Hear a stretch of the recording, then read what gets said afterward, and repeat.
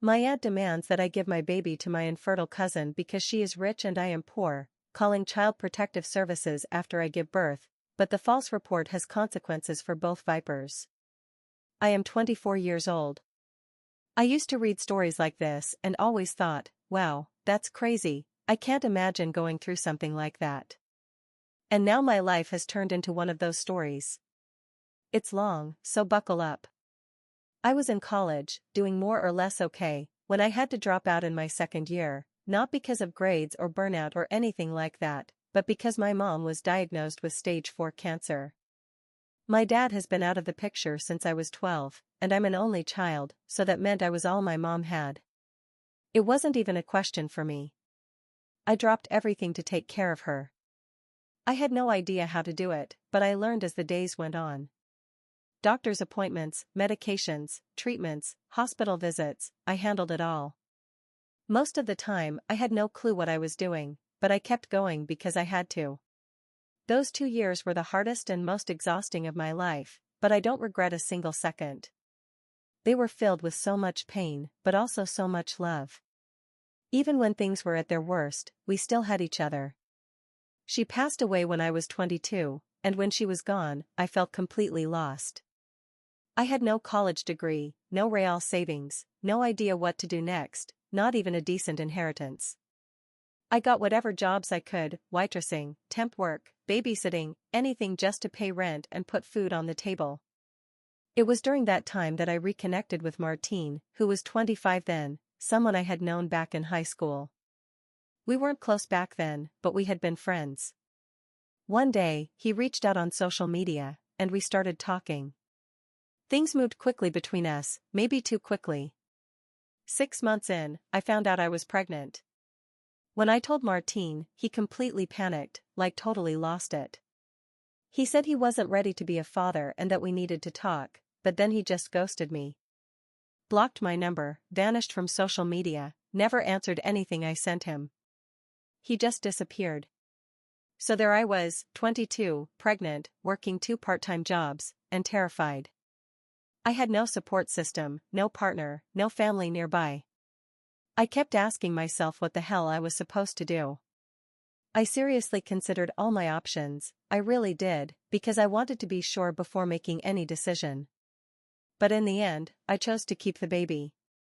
I knew it would be hard, probably the hardest thing I'd ever done, but something deep inside me told me this was the right thing to do. It just felt right. After my mom passed away, the only family I had left on her side was my Aunt Carol. She's my mom's older sister, and they were never very close. They were total opposites. My mom was warm and protective and always trying to help others, while Carol is the type of person who measures someone's worth by their income and who they're married to. She married into money, lives in a huge house, and is always posting about how blessed she is. She's one of those people who think poor people are poor because they're lazy, that kind of attitude. Carol has a daughter, my cousin Rebecca, who is 30. And if Carol is bad, Rebecca is like Carol on steroids. She's always been arrogant and self-absorbed, even when we were kids. We were never close. She was always too busy acting like she was above me. After my mom passed away, Carol would check in with me from time to time, but it always felt forced, like she was doing it out of guilt or obligation. But when she found out I was pregnant and planned to keep the baby, she suddenly got very involved. She started calling me every day, inviting me to lunch, offering to help with baby stuff. It was a little suspicious, because she had never shown that kind of interest in me before. But I was also vulnerable and desperate for any kind of support, so I accepted her help. That was the biggest mistake I could have made. About 2 months into my pregnancy, we were out at one of our little lunch dates when Carol dropped the real reason she had been so nice lately. She started talking about how Rebecca and her husband David had been trying to have kids for years and had recently found out they couldn't. I felt bad for them, of course. I wouldn't wish that struggle on anyone. But then Carol directly suggested that I give her my baby. Not like, hey, if you ever consider adoption, let us know. No, it was more like, this is the plan. She talked about it like it was already decided. Rebecca and David would pay all my medical bills, give me a generous compensation package, yes, she used those exact words, and if I kept my life stable, they would allow me occasional visits with the baby. It was like she was trying to sell me some weird business deal. But when I said no, that I wasn't going to give up my baby, she looked at me like I was crazy for not accepting it. And then she said something that made me reject the idea even more. She said, "Rebecca can do justice to motherhood. She's educated, financially stable, and can give a child everything they need. What can you offer? You're just a college dropout working minimum wage jobs. Can you really give this child a good life?" That hurt deeply. Not just because it was cruel, but because in my lowest moments, I had already asked myself that same question. I had cried over it, worried about it. And here she was, throwing it at me like it was a fact. I told her I never wanted to see her again and walked out. But of course, that wasn't the end. After that day, Carol and Rebecca started harassing me nonstop. Calls, messages, showing up at my apartment, trying to talk me into it. When I blocked their numbers, they started sending other family members from their side, people I barely knew, to try to guilt-trip me. They couldn't accept that I had said no. It got so intense that I ended up moving. I didn't tell them or anyone else, except a few trusted friends. Then, as my due date approached, things got even worse. Somehow, Carol found out which hospital I planned to give birth at. Don't ask me how, I still don't know. She tried to convince the hospital staff that I was mentally unstable and planning to abandon the baby, so they could intervene and give the baby to Rebecca and David. Thankfully, the hospital didn't believe her, so I changed hospitals at the last minute. I didn't tell anyone where I was going, not even extended family. Only my best friend knew. She came with me to the hospital when I went into labor and stayed the entire time. I also hired a doula, partly for support, but also because I wanted someone else there who was on my side in case Carol or Rebecca tried anything. After 19 long and painful hours of labor, I gave birth to a beautiful baby girl. I named her Rain, in honor of my mom. My friend stayed with me that night at the hospital, sleeping in the chair next to my bed. We were supposed to be discharged the next afternoon. That morning, my friend went out to get coffee, and a nurse came in looking concerned. She said there were 2 women at the nurse's station asking for me, and by the description, I immediately knew it was Carol and Rebecca. I still don't know how they found me again. It gives me chills just thinking about it. Thankfully, the nurse immediately saw my panic. She asked if I wanted them removed, and I said yes. Security escorted them out before they could get near my room. I was shaking, but thank God they never reached us. What I didn't know then, when I thought the worst was over, when I was finally home with Rain and starting to believe I could breathe again, was that Carol had a plan B. Of course she did. Looking back now, I don't know why I thought she would give up quietly. That's not who she is. It happened the day after we came home from the hospital. I was still exhausted, barely sleeping at all. Rain was so tiny, and I kept questioning everything. Is she eating enough? Is the diaper too tight? Is it too cold in here? Then someone knocked at the door. My friend was at work, and none of my trusted friends ever showed up unannounced. I opened the door cautiously and saw a woman standing there with a badge and a clipboard. She introduced herself as a Child Protective Services worker and said she was there in response to a report. At first, I was confused. What report? Then she began reading from her notes. Someone had filed an anonymous report claiming I was abusing drugs and alcohol while caring for a newborn. That my apartment was unsafe and unsanitary. And worst of all, that I had expressed intentions to harm myself and my baby. It was all lies. Every single word. I hadn't touched alcohol or any kind of drugs since I found out I was pregnant. And even before that, I barely drank, maybe a glass of wine now and then, when I could afford it. As for my apartment, yes, it's small, and no, I don't have fancy things, but it's clean and safe. Everything Rain needs is here: diapers, wipes, bottles, a crib, clothes, everything. And the part about harming myself or my baby? That was the most horrible lie of all. The CPS worker started asking me questions. She was calm and professional, but I could tell she had heard reports like this before. She looked around the apartment, checked for any safety hazards, asked to see where Rain slept, and asked me about my mental and emotional state. I was honest. I told her I was tired and stressed, but I was managing well and had support from friends and a local moms group. She asked if I'd be willing to take a voluntary drug test. I said yes without hesitation. In fact, she seemed surprised at how quickly I agreed. But I had nothing to hide. I would have taken 10 drug tests right then if it helped clear my name. By the end of her visit, she seemed satisfied.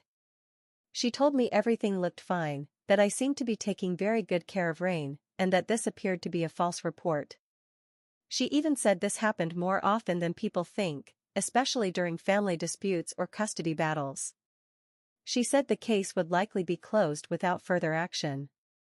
But before she left, she asked if I had any idea who might have made the report. That's when I told her everything.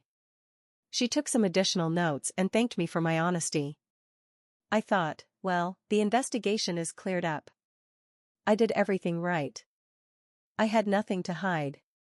Carol and Rebecca would see they couldn't scare me into giving them Rain, and maybe, just maybe, they'd finally back off.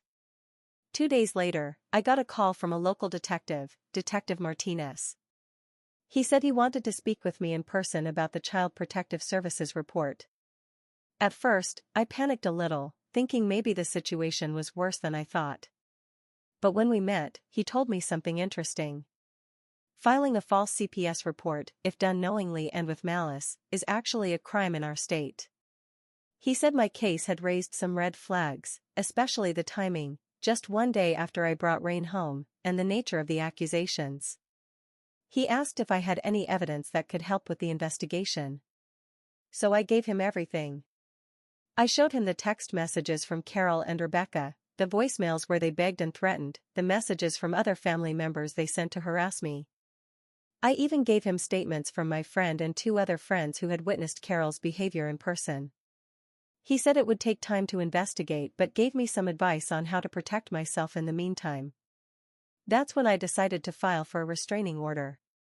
I had no idea where to start, but my friend Devin did the research and helped me through the process. She's the one who connected me to a local mom's support group I joined during pregnancy, and they were incredibly supportive. They helped me find a lawyer, someone kind and affordable who understood the situation and wouldn't treat me like a poor, naive girl. With his help, we filed the paperwork for a temporary restraining order against Carol and Rebecca. The hearing was yesterday. I showed up exhausted and on edge, barely sleeping because Rain still wakes up every 2 or 3 hours. I wore clothes without spit up on them and tried to look like I had my life together. When I walked into the courtroom and saw Carol and Rebecca sitting there with their smug-looking lawyer, I felt like this was going to be really hard. They looked so confident, so self-assured, like this would be over in 5 minutes. But they were wrong. My lawyer didn't need much. The judge listened carefully, and when we finished, he granted the temporary restraining order on the spot. Carol and Rebecca didn't say a single word. I didn't even look at them. I just held Rain in her car seat beside me and kept my eyes forward. We have a follow-up hearing next month to try and make it permanent. After the hearing, I felt a flood of emotions: relief, exhaustion, sadness, anger. I should be at home, resting and bonding with my daughter. I should be learning how to breastfeed, reading baby books, getting excited over tiny socks. Instead, I'm fighting in court and worrying about what twisted thing Carol might try next. But it's the battle I've been given. It's the battle in front of me. And for my daughter, I have to do everything I can, even if it's painful, exhausting, and stressful. If anyone has been through something similar or has advice on how to keep myself and my daughter safe, legally, emotionally, and physically, I would really appreciate it. Because I'm never giving Rain up. Update 1. Detective Martinez called me to let me know they found evidence confirming that Carol was the one who made the false CPS report. Apparently, she used her own phone to make the call and didn't do much to hide her identity. The detective said they're presenting the case to the district attorney, who will decide whether to press charges. In our state, filing a false CPS report with malicious intent is a misdemeanor that can result in up to 6 months in jail and a hefty fine. I'm not sure how I feel about the idea of my aunt going to jail. On the one hand, what she did was incredibly harmful and could have resulted in my newborn being taken away from me. On the other hand, the idea of being responsible for sending a family member to jail, even someone as horrible as Carol, feels strange. I haven't decided yet how I feel. I've been sleeping better these past few weeks, and I think I'm starting to think more clearly. And because of that, I do want to see Carol face consequences. My lawyer advised me that the criminal case is separate from the restraining order and that I should move forward with the latter regardless of what happens with the former. He also helped me draft a cease and desist letter to send to other family members who have been contacting me on behalf of Carol and Rebecca. In more positive news, my friend has temporarily moved in with me and Rain to help out. She takes care of Rain when I need to shower or sleep, helps with cooking and cleaning, and gives me much-needed emotional support. The Moms Support Group has also continued to be amazing. One of the members works in HR at a big company and offered to help me update my resume and look for job opportunities with better pay and benefits than my previous jobs. Another member runs a daycare and has offered a spot for Rain at a discounted rate once I return to work. As for Rain, she's doing wonderfully. Gaining weight right on schedule and has the strongest lungs when she cries, usually around 3 a.m., of course. Despite all the chaos, I fall more in love with her every day. Those quiet moments in the middle of the night, when it's just the two of us, her eating while I watch her tiny face, make me melt. I haven't heard directly from Carol or Rebecca since the restraining order was granted, so I hope they're taking it seriously. I'm trying to focus on recovering from childbirth instead of obsessing over what they might do next. I'll bring updates when something new happens. Thank you so much. Edit. My lawyer said that once we finalize the restraining order and make it permanent, we can start pursuing child support from Rain's father. That will help ease my finances a little. But we'll only move forward with that after this, since I can't afford multiple legal actions at once and my lawyer has a lot of cases. Still, it's good news. Update 2. Yesterday morning, I got a call from an unknown number.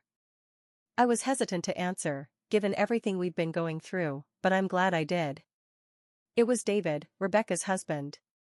He called to apologize for his wife and mother-in-law's behavior and to let me know he had nothing to do with their plans. According to David, he and Rebecca had been trying to conceive for years and were devastated when they found out Rebecca couldn't have biological children. They had considered adoption as an option, but Rebecca was reluctant about raising someone else's child. When Carol found out I was pregnant, she presented Rebecca with the perfect solution, a baby from the family, with similar genetics, that they could pass off as their own. David says he immediately rejected the idea, saying it was extremely weird and inappropriate. He thought that was the end of it, but apparently Carol and Rebecca went ahead with the plan behind his back.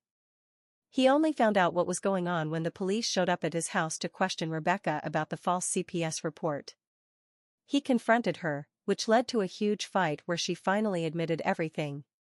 David told me he has filed for divorce and has moved out of the house. He wanted me to know he never would have supported such a plan and that he is fully cooperating with the police investigation. He also provided details that matched what the detective had already told me, so I'm inclined to believe him. Just a few hours after David's call, I got another unexpected message, an email from my Aunt Carol's sister-in-law. Linda said that Carol has been having a full-blown meltdown since the police visit. Apparently, Carol confessed everything to her husband, who had been completely unaware of what she was doing. He's furious and has told Carol she needs to face the consequences of her actions. According to her sister-in-law, Carol's husband is insisting she seek psychiatric help and has told her he won't spend a single penny on legal fees if she's charged for filing the false report. The sister-in-law wanted me to know that the rest of the family does not support Carol's actions and that they're all horrified by what she did. These people aren't part of the side of the family that's been harassing me. That side consists of distant cousins who are closer to Carol and Rebecca than to me, people like them, basically. As if that wasn't enough drama for one day, Detective Martinez called in the afternoon to let me know that the district attorney has decided to press charges against Carol for filing a false CPS report. She's been officially charged with a misdemeanor, and a preliminary hearing date has already been set for next week. The detective asked if I'd be willing to testify if the case goes to trial, and I told him he can count on me. As for Rain, she remains blissfully unaware of all the chaos happening around her. She's grown so much already and seems more alert and responsive. I swear she smiled at me yesterday, though my friend insists it was probably just gas. The hearing for the permanent restraining order is still scheduled for soon. My lawyer believes we have an even stronger case now with David's testimony and the criminal charges against Carol, but she warned me not to let my guard down. These are critical hours to win the case. I'll update again after Carol's preliminary hearing or sooner if anything significant happens. Update 3. Today started with Carol's preliminary hearing. It was intense. I wasn't there in person, but my lawyer kept me informed the whole time. Today, Carol pleaded not guilty to the charge of filing a false report, which Detective Martinez said was expected. Apparently, people almost always plead not guilty at preliminary hearings, even if the evidence against them is strong. It's just part of the legal process, I suppose. A trial date has been set for 2 months from now. That sounds like a long time, but at the same time, I know it will come faster than I expect. My lawyer has been talking with the prosecutor, who said they have a strong case. Still, there's always a possibility that Carol might accept a plea deal, which would mean avoiding trial. I don't know what I want more, seeing her actually face the consequences in court or just having it all be over so we can move on. Either way, I've decided I'm not going to let this woman live rent-free in my head anymore. I've spent too much energy fighting against her darkness. It's time to focus on the light in my life. The hearing for the permanent restraining order also happened during this time, and just as we hoped, we were granted a permanent restraining order. Small steps forward, but always moving ahead, and that's what matters most right now. Rain is doing very well. She keeps gaining weight steadily, her cheeks are getting chubbier, and she's starting to be more alert. Her little eyes follow me around the room now. And the mom group, I cannot even begin to describe how grateful I am for them. Just like my friend, these women, some of whom I barely knew before this, all stepped in to help. They brought home-cooked meals, dropped off diapers and wipes, and even gave me hand-me-down baby clothes and strollers. But more than the material things, they've given me emotional strength. On top of all that, I received some good news. One of the moms in the group had a connection at a local company that was hiring for an administrative assistant position. It's not a glamorous or high-profile job, but it pays well, has benefits, and most importantly, the schedule is flexible enough for me to coordinate childcare for my daughter. I interviewed, they liked me, and they offered me the job. I'll start once my maternity leave ends.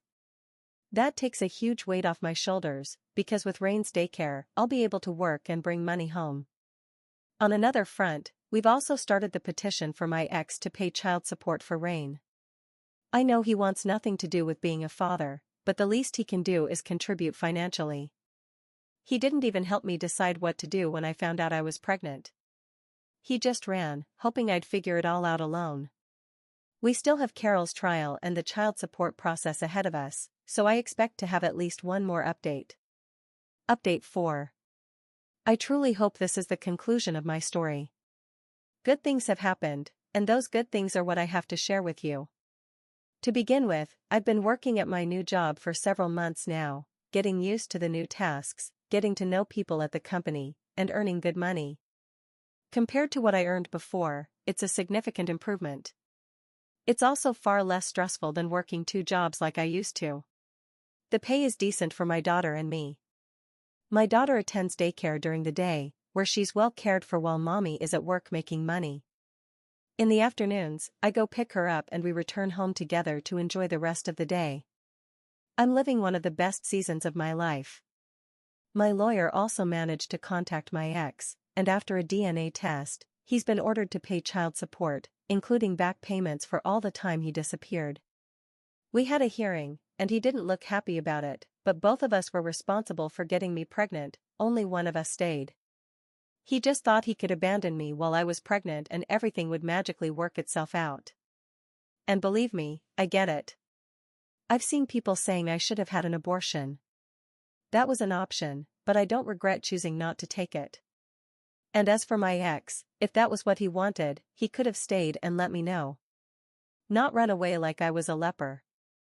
So no, I don't feel sorry for him. Rebecca has also been divorced during this time. She no longer has a marriage, legally speaking, which I believe puts an end to any idea of her wanting my daughter. On the other hand, the restraining order has been working pretty well. I haven't had any contact with her in a long time. Finally, the cherry on top, Carol. In my aunt's case, she didn't get jail time for filing a false report. It's only a misdemeanor. But she was ordered to pay a $15,000 fine for wasting government resources, as well as an exemplary punishment that suits her perfectly.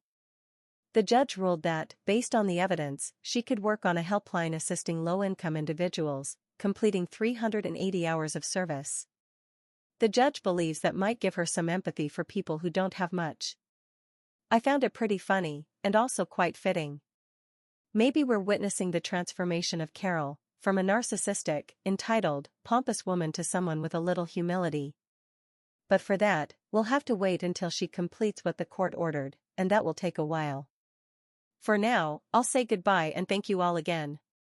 Edit, no, my aunt is still the same as ever, except now she has a story to tell about how she volunteered to help the poor to gain sympathy. Too bad people aren't as stupid as she thinks, and they know full well that it was court-ordered.